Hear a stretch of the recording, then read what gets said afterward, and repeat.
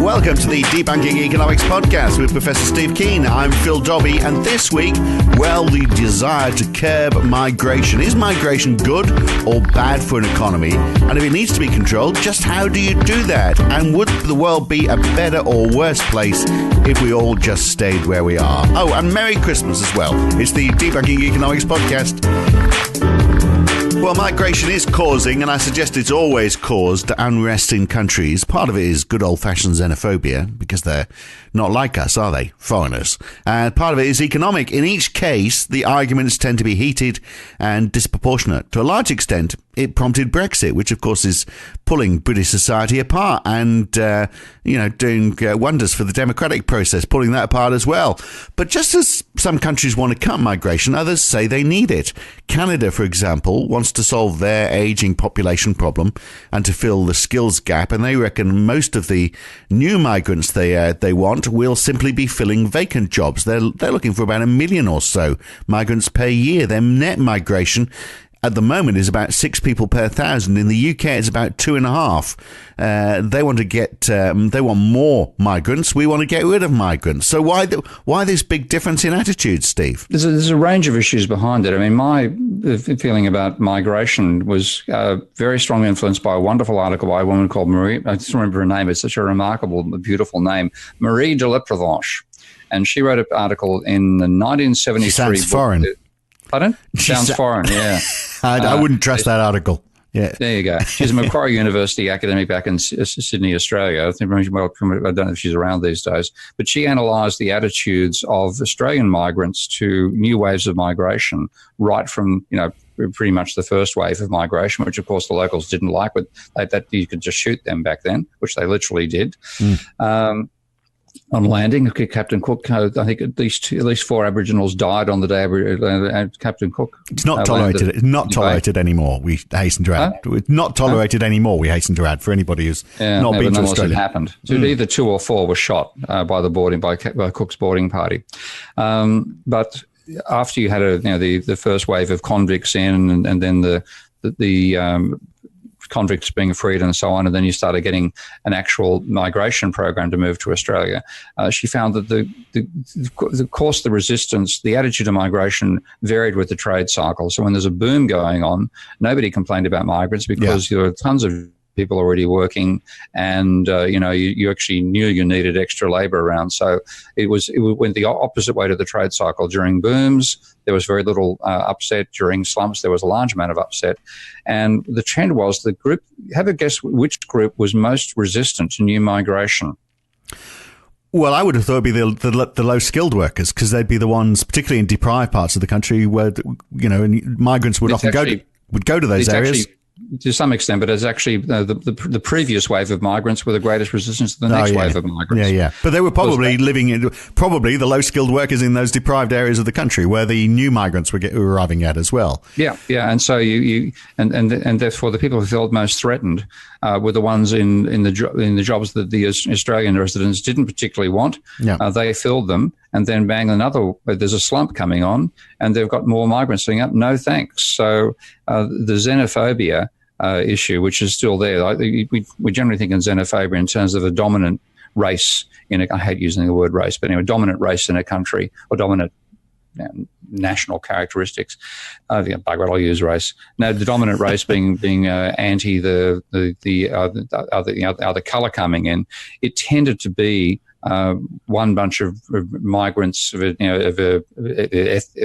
non-Anglo-Saxon ethnicity being angry about the next wave of migrants of non-Anglo-Saxon ethnicity. Yeah. So.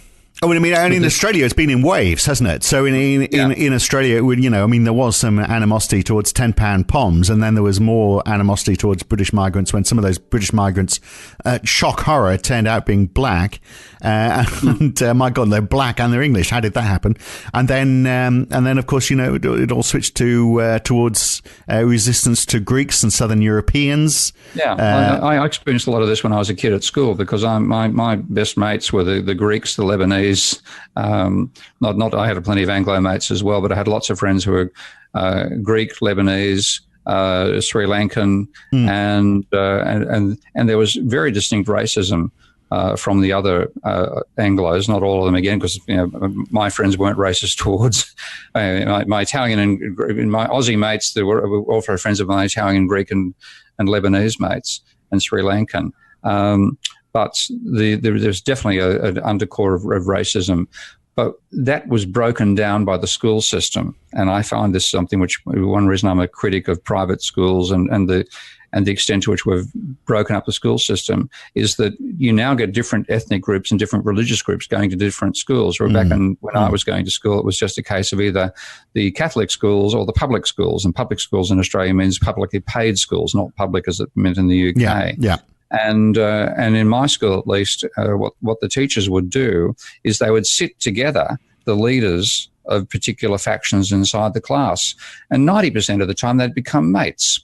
And you get a breakdown in this level of outright racism, and that was a way of overcoming that initial reaction of one nationality to another, which was marvelous. But as we've now had education fragment in the way that it's happened in the last 20 years, all these private education systems, and people can choose to go to a Muslim school or a Catholic school or a Protestant school or a Montessori school, et cetera, you don't get that mixing anymore, and that the racism that starts off at school doesn't get broken down by school.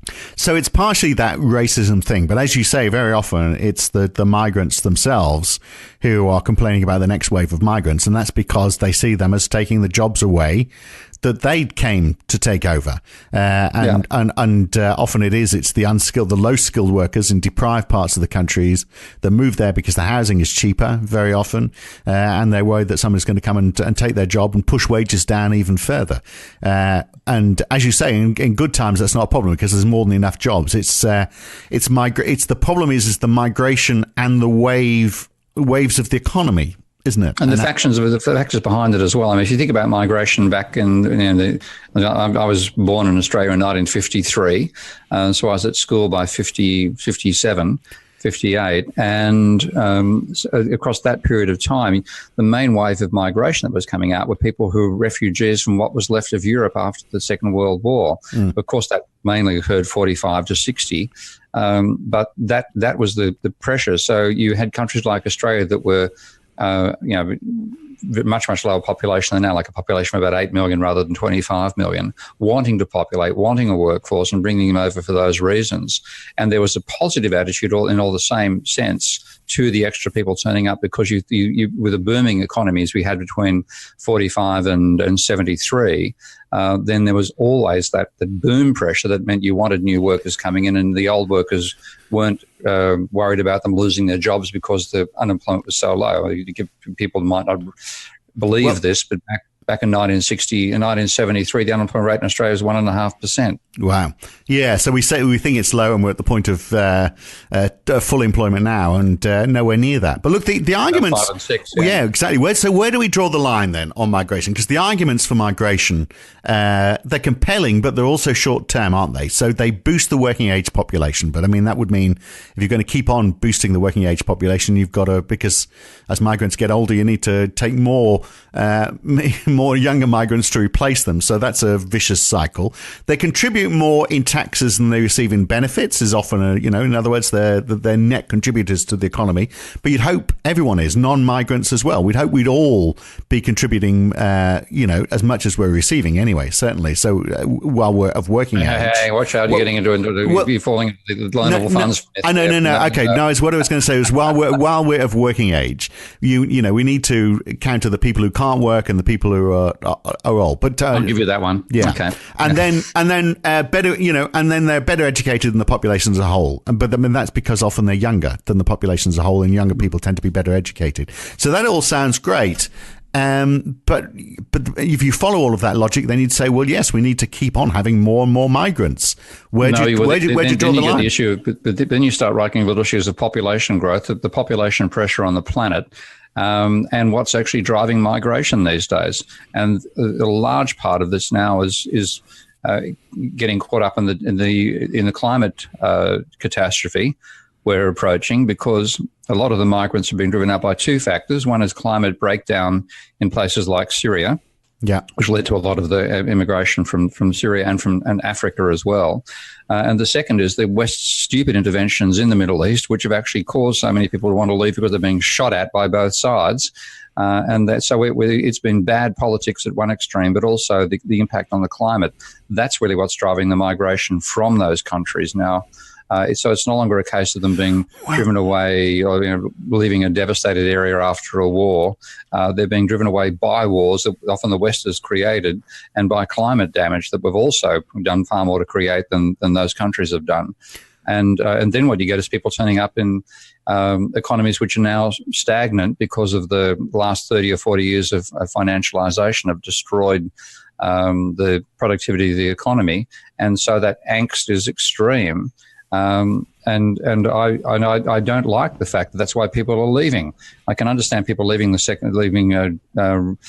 Europe to get away from the impact of the Second World War, and I know some people who do that for emotional rather than financial reasons. But when it's being driven around by climate breakdown or by the West's stupid interventions in the Middle East, then I'd rather stop the climate breakdown and the stupid interventions than say let's solve it by letting migration take place. But there's countries that have far higher levels of emigration than Syria, for example, countries which are not at war, and we discussed that and many other topics in the full-length version of this podcast. To listen to that, you need to subscribe at debunkingeconomics.com. Choose one of these subscription plans in the right-hand column, or become a supporter of Steve Keen on Patreon. Go to patreon.com/Prof Steve Keen.